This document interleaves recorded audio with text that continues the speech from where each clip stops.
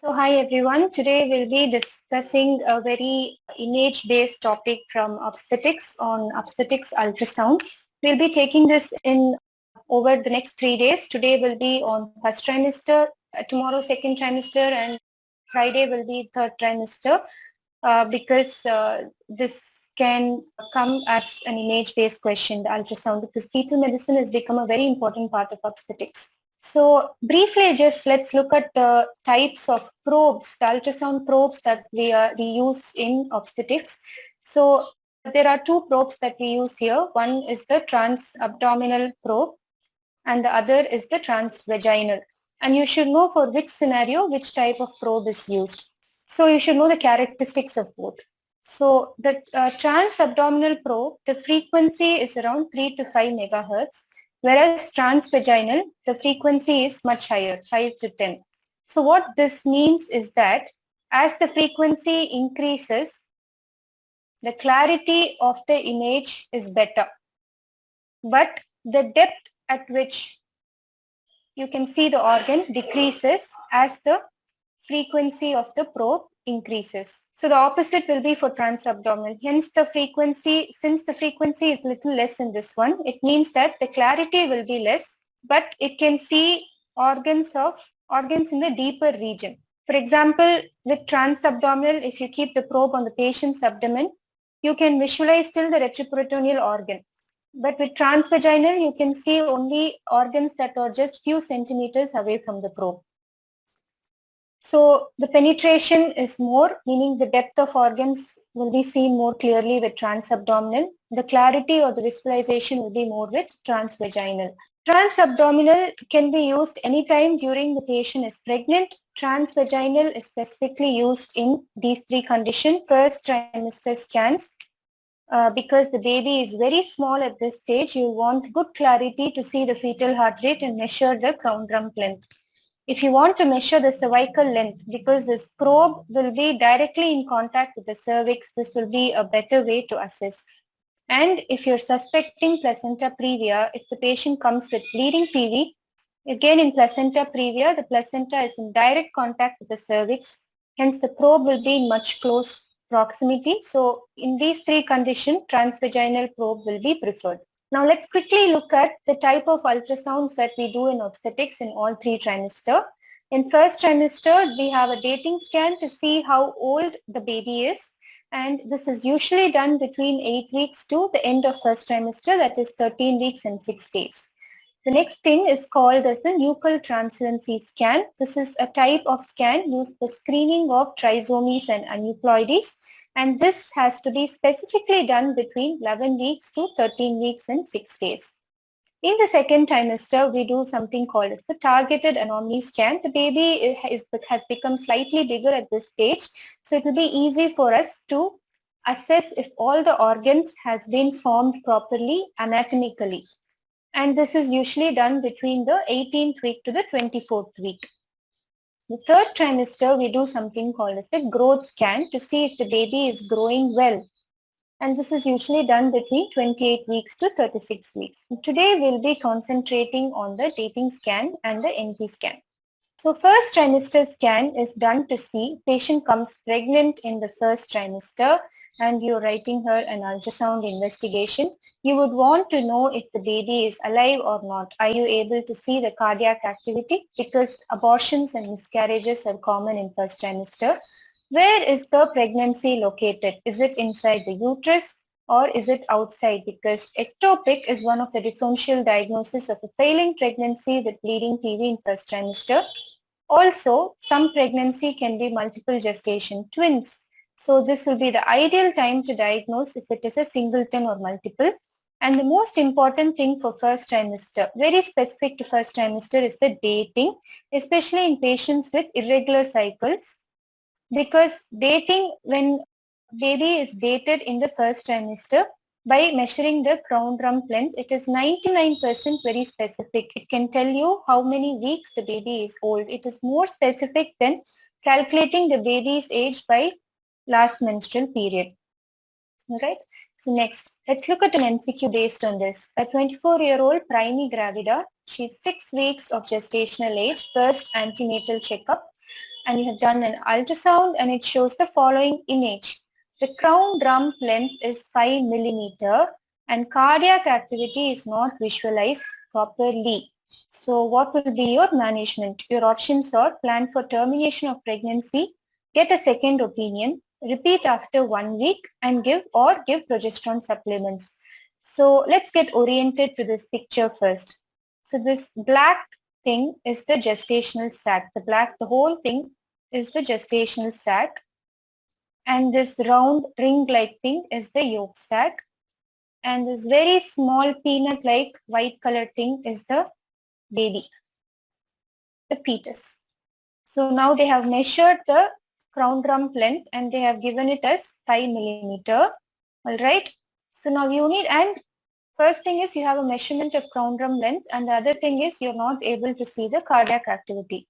So now your job is to find out, is this a miscarriage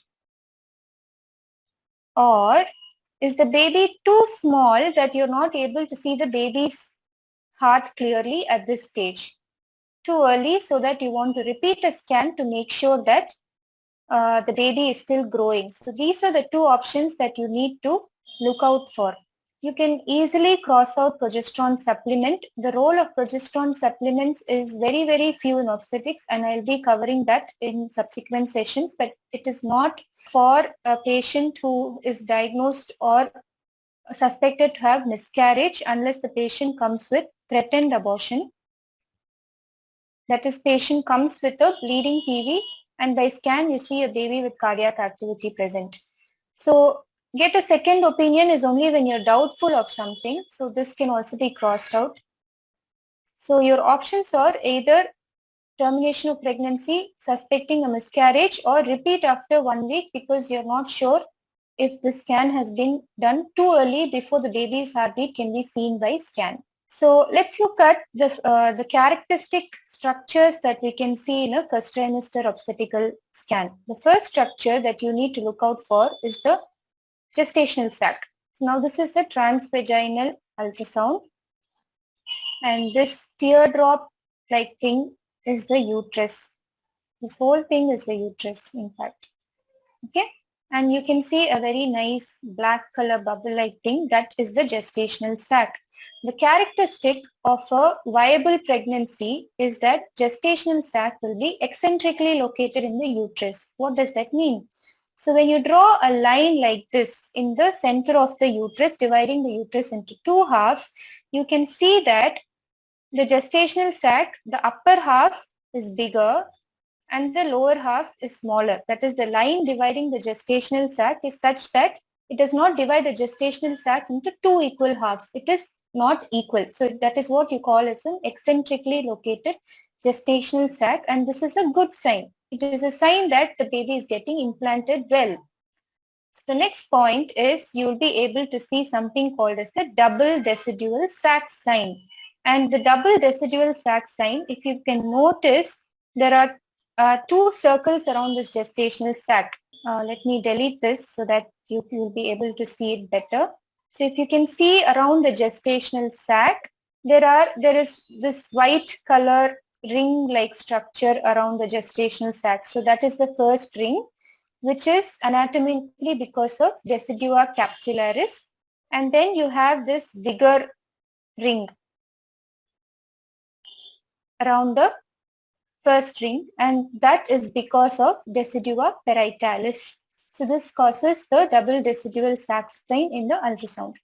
Next will be to look for yolk sac in the scan. Yolk sac is seen inside the gestational sac. So if this is a very magnified view, this is the gestational sac, the black structure, and inside that there will be a white ring-like structure, and that is called the yolk sac. It is indicative that the pregnancy is an intrauterine one, and the yolk sac initially provides nourishment to the baby in initial few weeks, and once the placenta starts getting implanted really well, the baby will start deriving its nutrition from the mother. So by 14 weeks, this yolk sac would have completed its duty and it will disappear. So next, the most important thing is to look at the fetal pole. Fetal pole means the baby as such. So now if you guys are following me, so this is the gestational sac and this white ring is the yolk sac, and you see something, a blob-like structure here. That's the baby. This is actually the head. This is the abdomen, and these small things are the fetal limbus. So that's the fetal pole. The important thing with fetal pole is once the fetal pole is visualized, the next thing is you have to make sure if the baby is alive or not. So check if the cardiac activity is present. So when you're doing the scan, it will be like a flicker of movement. And next important thing is to measure something called as the crown rump length, because only by measuring this you can date the pregnancy. So crown rump length is measured by keeping the view in a sagittal plane. That is, you should be seeing the baby from its side. So just follow with me. This is the baby's head. This is the nose, the mouth, and this is the neck. Okay. This is the baby's spinal cord. This is the abdomen. This whole area is the abdomen, and you can see the cord here and the legs. I hope I'm helping you. This is the buttocks of the baby. All right. So the crown rump length is measured on the sagittal view. This is very important. Otherwise, your dating is not accurate. The crown means the top of the head, and the rump is another word for the baby's buttocks. So it's a straight line that you measure from the top of the head to the buttocks, and the computer will give a measurement. For example, 5 millimeter, 6 millimeter, and it will automatically convert it into how many weeks of gestation the baby is. The computer, the ultrasound machine itself will give it. You do not have to calculate. So now by these three structures, when do you expect them to see? Gestational sac, you will be able to see 4 weeks of gestational age. That is from around the time she misses a period.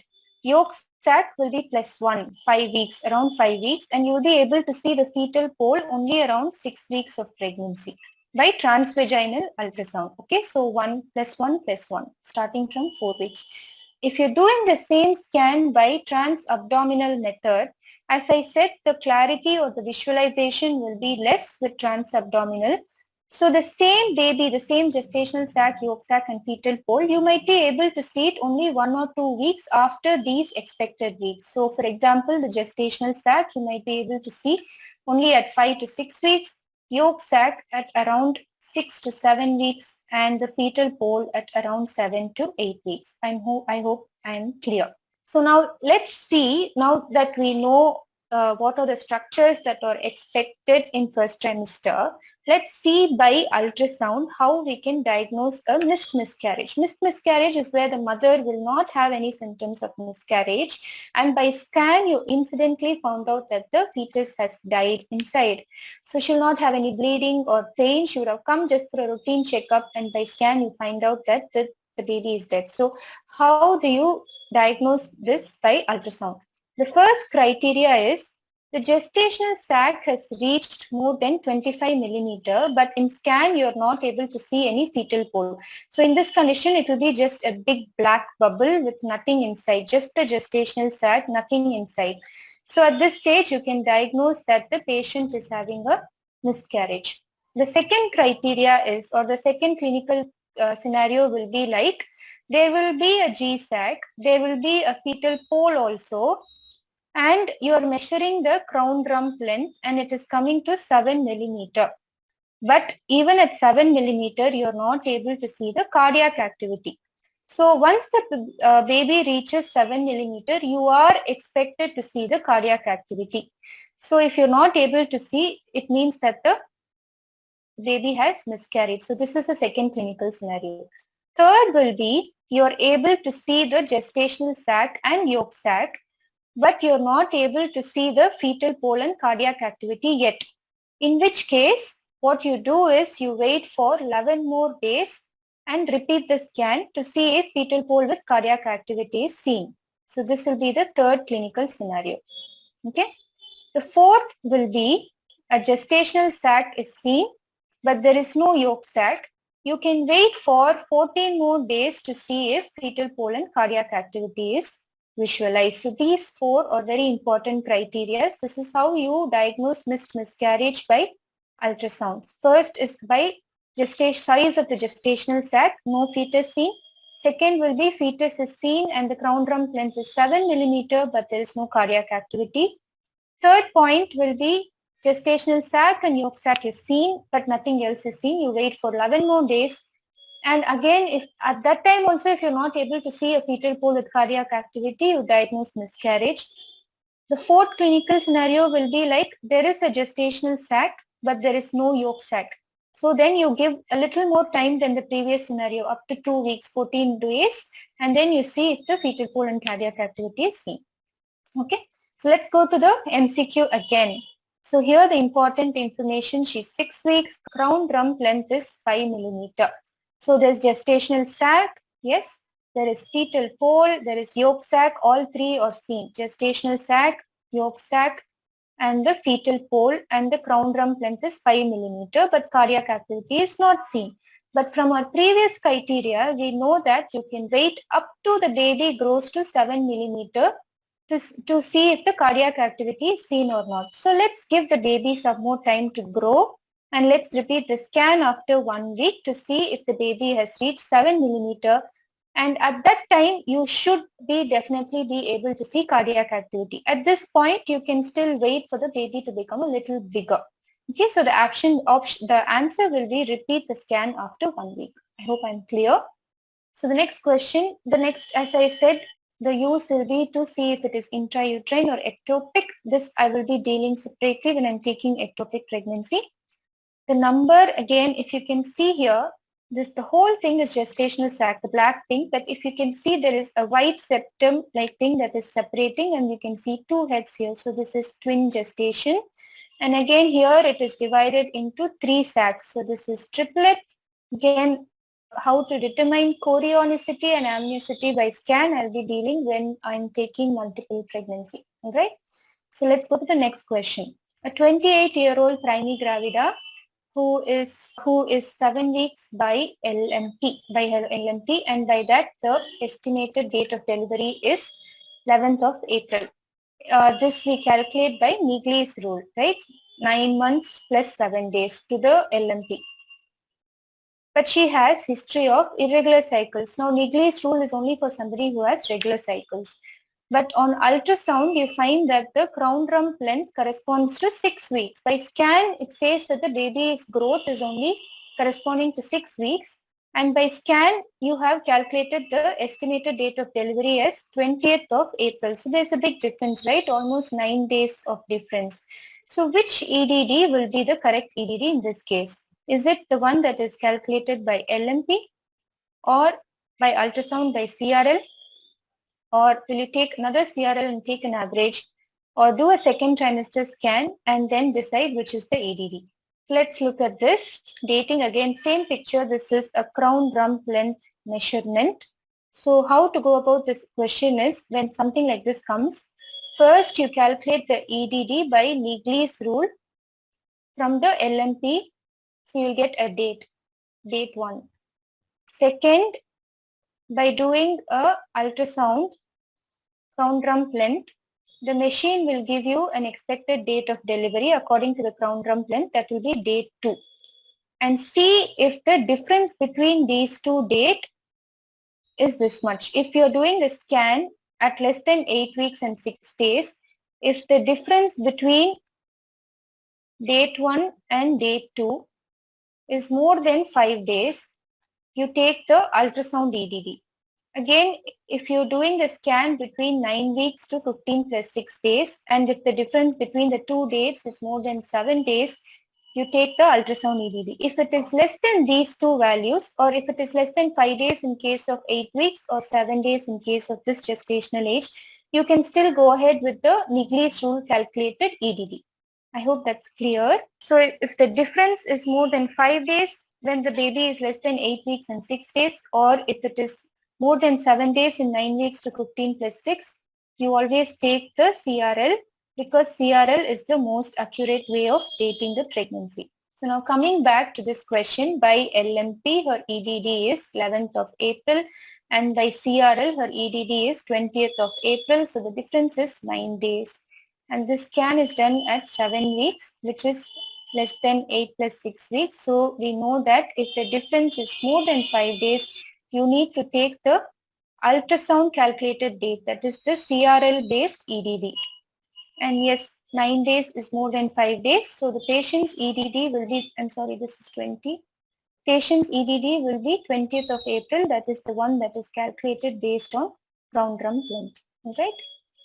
So the next important thing is the nuchal translucency scan. Again, for measuring this, the baby should be in mid-sagittal plane. You should be seeing the baby from the side like this. So this will be the head and this will be the thorax.